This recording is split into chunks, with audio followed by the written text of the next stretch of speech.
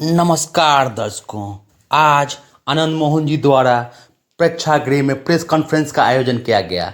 वहीं जो सूरज नारायण सिंह का स्मृति सभा 5 तारीख को जो सफल कार्यक्रम रहा, उनके द्वारा किया गया प्रयास जो कि सफल रहा।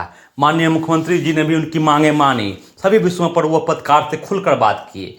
वहीं उन्होंने कहा कि कार्यक्रम जैसा होना चाहिए था ऐसा हुआ और काफ़ी संख्या में लोग आए, लेकिन उनका बड़ा आरोप प्रशासन पर था कि कुछ लोग भारी संख्या में बाहर थे, ग्राउंड के बाहर थे। उनको मुख्यमंत्री जी के सुरक्षा का हवाला देकर उनको रोक दिया गया, ग्राउंड के चारों ओर बैरिकेडिंग कर दिया गया। कार से तो छोड़िए, बाइक से, साइकिल से भी लोग नहीं आ पा रहे थे, असुविधा हुआ। उन्होंने कहा कि ये किसी के जांच का विषय है, लेकिन उन्होंने धन्यवाद दिया, सभी को धन्यवाद दिया। सूरज नारायण सिंह विचार मंच, फ्रेंड्स ऑफ आनंद, एनडीए कार्यकर्ता, सभी को धन्यवाद। सुनिए क्या कहा उन्होंने। धन्यवाद। को धन्यवाद ज्ञापित करने और आपके माध्यम से शहीद सूरज नारायण सिंह विचार मंच, फ्रेंड्स ऑफ आनंद एवं एनडीए कार्यकर्ताओं को का आभार प्रकट करने कि सारे व्यवधानों के बीच, विघ्न बाधाओं के बीच रैली की अभूतपूर्व सफलता के लिए हम सभी कार्यकर्ताओं को धन्यवाद ज्ञापित करते हैं, आभार प्रकट करते हैं। चिलचिलाती धूप, 2-3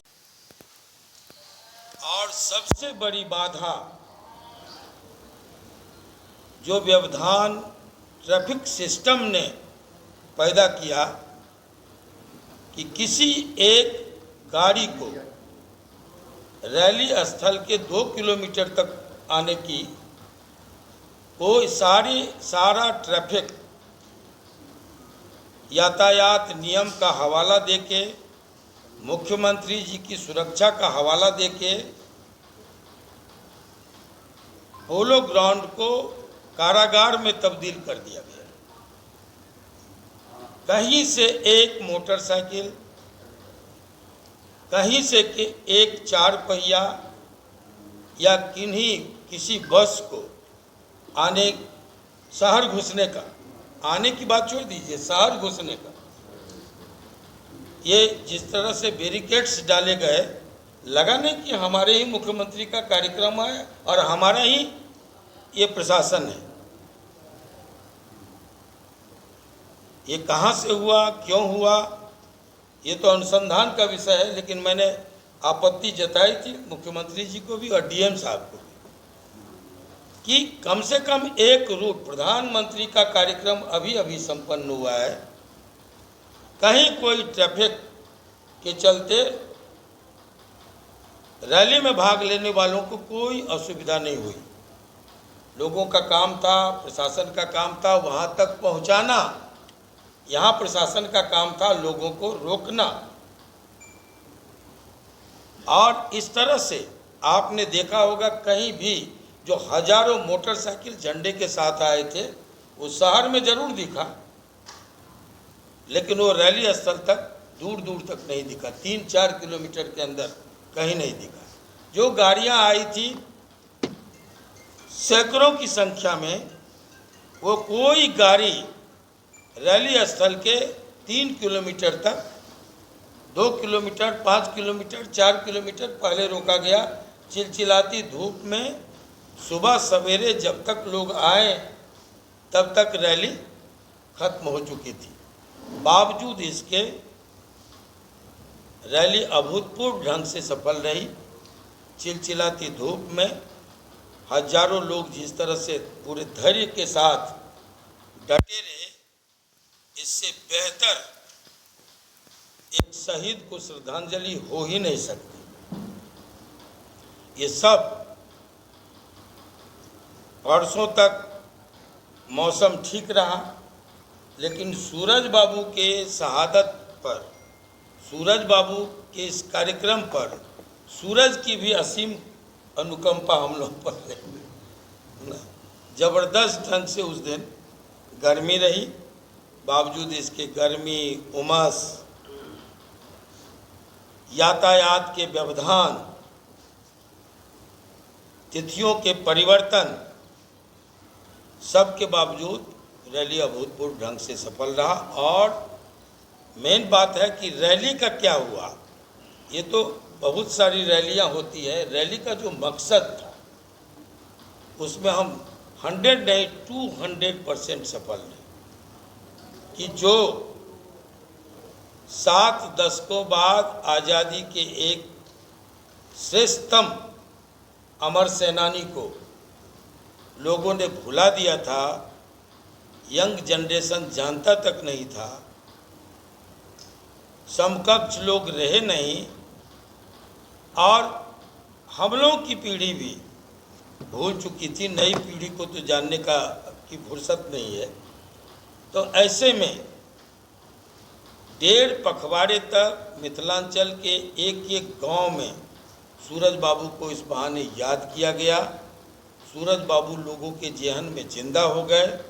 उनका संघर्ष देश के लिए और देश की आज़ादी के बाद लोकतंत्र की बहाली, मजबूती, एक समतामूलक समरस समाज, शोषण विहीन समरस समाज की स्थापना के लिए जो उनका त्याग था, उनका बलिदान था, लोगों के जेहन में एक बार फिर से आया।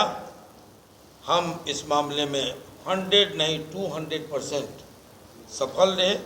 और बड़ी सफलता ये हुई कि माननीय मुख्यमंत्री जी ने तमाम मांगों पर सहमति जताते हुए उन्होंने जो तत्क्षण आदेश दिया कि जिलाधिकारी महोदय को बुला के कि आदम कद प्रस्तर प्रतिमा लगनी चाहिए और इस काम को तेज़ी से अंजाम दिया जाए।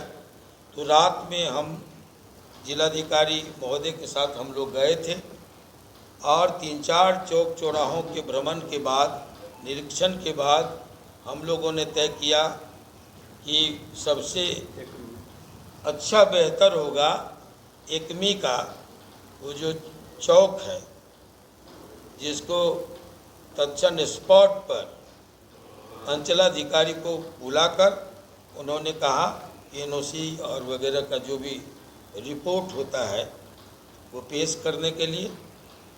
तो अब एकमी चौराहा शहीद सूरज नारायण सिंह चौराहे के नाम से जाना जाएगा। ये एक बड़ी सफलता कि उनकी आदमकद प्रस्तर मूर्ति, पत्थर की मूर्ति वहाँ लगेगी। सब कुछ जो अभी 4 लाइन का वहाँ से प्रत्याशा है, उम्मीद है कि वहाँ से 4 लाइन गुजरेगी। तो हम लोग सारे बिंदु पर DM साहब हम लोग विचार किए। वो 700 मीटर के बाद फ्लाईओवर जो है शुरू होगा, चौड़ीकरण वगैरह जो भी है, इसलिए वो चौक डिस्टर्ब नहीं होता है कि प्रतिमा को फिर से वहाँ से स्थानांतरण की जाए, ऐसी कोई बात नहीं आई। सब कुछ देखने के बाद, प्रोजेक्ट का पर विचार करने के बाद तो यही तय हुआ कि एकमी चौक होगा। अब रही बात पोलो ग्राउंड के नाम को, जो अभी लोगों ने बड़ी चालाकी से एक संवैधानिक पद पर बैठे व्यक्ति की उद्घोषणा के बाद वो माना जाता है कि पोलो ग्राउंड का नाम, जैसे उन्होंने कहा था, मैं गुलाम सरवर बिहार विधानसभा का अध्यक्ष ये घोषणा करता हूं सार्वजनिक तौर पर कि आज के बाद से पोलो ग्राउंड का नाम शहीद सूरज नारायण सिंह स्टेडियम होगा। और उसको बड़ी चालाकी से लोगों ने एक कोने में पेवेलियन लिख दिया और नाम बदल दिया। तो हम लोग का मकसद है पोलो ग्राउंड रैली आहूत करने के पीछे का मकसद ये था, हम लोग तो चाहते थे कहीं NH के किनारे करते ताकि ट्रैफिक की दुविधा लोगों को नहीं होती, व्यवधान नहीं होता और रैली बम्पर होता। जितने लोग अंदर थे उससे 3-4 गुना लोग बाहर थे। तो मकसद ये था, उसी पोलो ग्राउंड में संवैधानिक पद पर मौजूद 90 में, आज से 35 साल पहले बिहार विधानसभा के स्पीकर ने कहा था, वो आज तक नहीं हुआ। ये चेंज माननीय मुख्यमंत्री जी ही कर सकते हैं। दूसरी बात कि पाठ्यक्रम में सूरज बाबू का जीवन चरित्र जाए, ताकि आज़ादी के पहले उनका जो योगदान रहा आज़ादी के लिए और आज़ादी के बाद एक सुंदर समुन्नत शहीदों के सपनों का भारत बनाने में जो उनकी कुर्बानी रही, ये लोग जान पाए, आने वाली नस्लें जान पाए। ये दो काम, नामाकरण और पाठ्यक्रम, माननीय मुख्यमंत्री जी ने मंच पर ही डिप्टी सीएम के सामने कहा कि बाकी के लिए आप जो आप बोले हैं उन सब बातों के लिए आप पटना आइए। मैं पटना जाऊंगा, इन विषयों पर बात करूंगा। 2 डिमांड देश में चल रही है। तो ऐसे सूरज बाबू के लिए जब हम लोग आए हैं, तो ना तो इसमें राजपूत वोटों का बिखराव है, ना वोट है, न कुछ है। इसलिए सबसे सादर हम माफ़ी चाहेंगे कि ये सब बातें एक शहीद के प्रति निम्न बातें हो जाएगी। गया में राहुल गांधी भी आया है, से पूछिए ने कहा है। आनंद मोहन फैन के बारे में क्या करें, जो यात्रा में आपके साथ रहे? Friends of Anand Mohan, friends of Anand Mohan, Anand Mohan भी नहीं, फ्रेंड्स ऑफ आनंद। जी जी, तो लगातार आपकी यात्रा में नहीं, वो तो उसका जन्म ही हुआ था कि मेरे चाहने वाले विभिन्न दलों में जो लोग हैं उनको एक प्लेटफॉर्म चाहिए। जब मैं जेल में था तो हमारी रिहाई के संघर्ष के लिए, वैसे में मेरी अनुपस्थिति में फ्रेंड्स ऑफ आनंद बना, जो अभी कंटिन्यू कर रहा है। इसको दल बनाएंगे सर?